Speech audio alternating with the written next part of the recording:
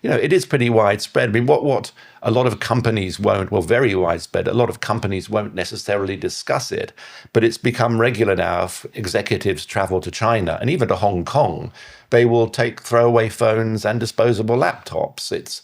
You do not trust a piece of technology which has been exposed to the Chinese surveillance state.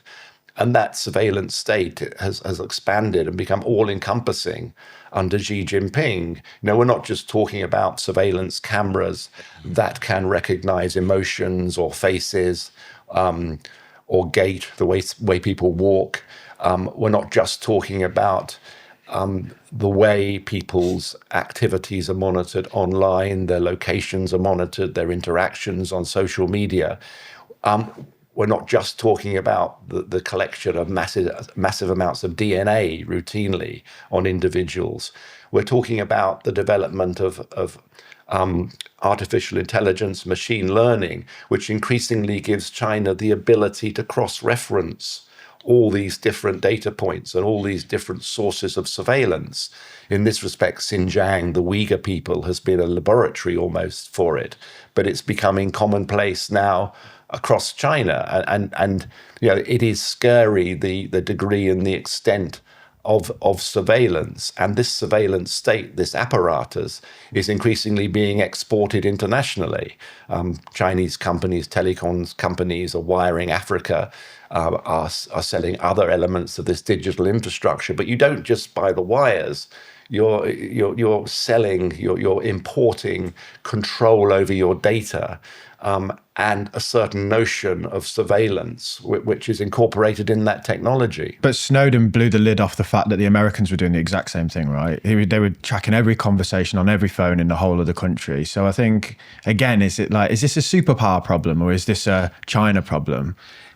Snowden's revelations certainly emboldened Russia and China in terms of their own policies to try and control the flow of information and to extend their own surveillance.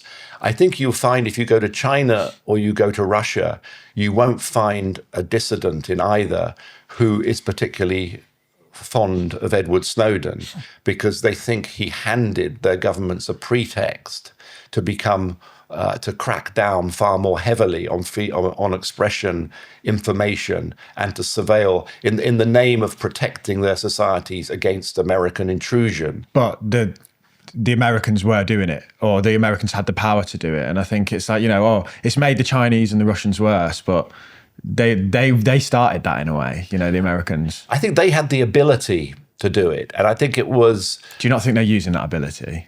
I think they are, but I think there is more oversight of it than, for instance, exists in a society like China or Russia.